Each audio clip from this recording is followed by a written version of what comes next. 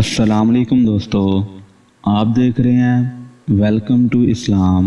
दोस्तों, बहराए अरब और बहराए अहमर के दरमियान अरब के जनूब व शमाल में दोनों जानब यानी अमान, हिजर मौत, बहरीन और मगरबी यमन तक एक वसी सहरा है जिसे सहराए अल हक्काफ के नाम से याद किया जाता है। इसे सराय आज़म दुनिया भी कहते हैं। अल हक्काफ हकफ की जमा है जिसके लग़वी मायने है रेत के बुलंदो बाला और वसी टीले। इस सहरा में सफ़र करना तो दूर की बात, इसके अंदर कदम रखने का तसव्वुर भी नहीं किया जा सकता और ये एक मौत की वहशतनाक वादी है और खुदकुशी के मुतरादिफ है। यही वजह है कि मुकामी बद्दू से लेकर सियाहों तक कोई इस सहरा के करीब जाना पसंद नहीं करता। सफ़ेद और बारीक रेत के हज़ारों फुट ऊंचे पहाड़ों में अगर कोई चीज़ फेंकी जाए तो वो भी लम्हों में गर्क हो जाती है। ये सहरा अल्लाह ताला के अज़ाब की खुली निशानियों में से एक निशानी है और अहले दुनिया के लिए इबरत की निशानी भी है। अल हक्काफ नामी इस भयानक वादी को देखकर ये गुमान भी नहीं किया जा सकता कि ये किसी ज़माने में दुनिया का सबसे ज़्यादा सरसब्ज़ और शादाब इलाका था, जहाँ बेशुमार फलों और फूलों के वसी बागात, ठंडे पानी के चश्मे, आबशारें और बुलंदो बाला इमारतें थीं, जिसमें दुनिया की सबसे ज़्यादा ताकतवर, मालदार और शानदार तमद्दन रखने वाली कौमें आद इबाद थी। इतने ताकतवर लोग अल्लाह ताला ने फिर पैदा नहीं किए, जैसा कि अल्लाह ताला ने कुरान करीम में सूरत फज्र में फरमाया, इन जैसी कोई कौम और मुल्कों में पैदा नहीं की गई।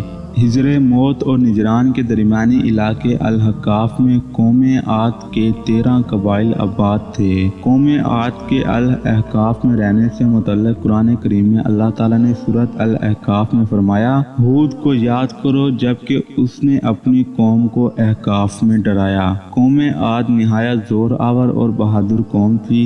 ये बुत परस्त थे। इनके दो बुतों के नाम हमूद और हब बयां किए गए हैं। इब्ने कसीर ने अपनी तफसीर में तीसरे बुत का नाम समद बयां किया है। तूफान नूह के बाद कौम आद ही वो कौम थी जो सबसे पहले कुफ्र और शिर्क में मुब्तला होकर बुतों की पुजारी बनी।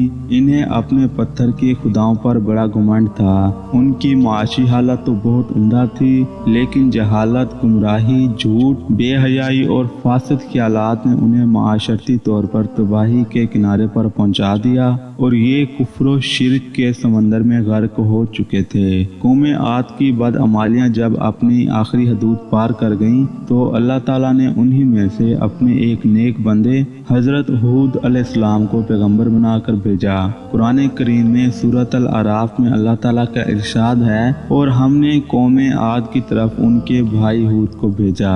उन्होंने कहा, भाइयों, अल्लाह ही की इबादत करो, उसके सिवा तुम्हारा कोई माबूद नहीं। क्या तुम डरते नहीं? तो उनकी कौम के सरदार जो काफिर थे कहने लगे, तुम हमें कम अकल नजर आते हो और हम तुम्हें झूठा ख्याल करते हैं। उन्होंने कहा, मेरी कौम मुझ में हमाकत की कोई बात नहीं है, बल्कि मैं रब्बुल आलमीन का पैगंबर हूँ। मैं तुम्हें अल्लाह का पैगाम पहुँचाता हूँ और तुम्हारा अमानतदार और खैर ख्वाह हूँ। क्या तुमको इस बात से ताज्जुब हुआ है कि तुम में से एक शख्स के हाथ तुम्हारे परवरदिगार की तरफ से तुम्हारे पास नसीहत आई ताकि वो तुम्हें डराए? और याद तो करो जब उसने तुमको कौम नूह के बाद सरदार बनाया और तुमको फैला दिया। बस अल्लाह की नेमतों को याद करो ताकि निजात हासिल करो। वो कहने लगे, क्या तुम हमारे पास इसलिए आए हो कि हम सिर्फ एक अल्लाह ही की इबादत करें और जिनको हमारे बाप दादा पूछते चले आए हैं उनको छोड़ दें? बस अगर तुम सच्चे हो तो हमको जिस अजाब की धमकी देते हो उसको हमारे पास ले आओ। हजरत हूद अलैहिस्सलाम ने कहा, तुम्हारे परवरदिगार की तरफ से तुम पर अजाब और गजब मुकर्रर हो चुका है। क्या तुम मुझसे ऐसे नामों के बारे में झगड़ते हो जो तुमने और तुम्हारे बाप दादा ने अपनी तरफ से रख लिए, जिनको अल्लाह ताला ने कोई सनद नाजिल नहीं की? तो तुम भी इंतजार करो, मैं भी तुम्हारे साथ इंतजार करता हूँ। پھر ہم نے ہود کو اور جو لوگ ان کے ساتھ تھے ان کی نجات بخشی، اور جنہوں نے ہماری آیات کو جھٹلایا ان کی جڑ کاٹ دی، اور وہ ایمان لانے والے تھے ہی نہیں۔ حضرت ہود علیہ السلام ایک طویل عرصے تک اپنی قوم کو نصیحت کرتے رہے۔ کبھی وہ انہیں اللہ تعالیٰ کی طرف سے عطا کردہ نعمتوں کی یاد دلاتے تو کبھی عذاب الہی سے ڈراتے،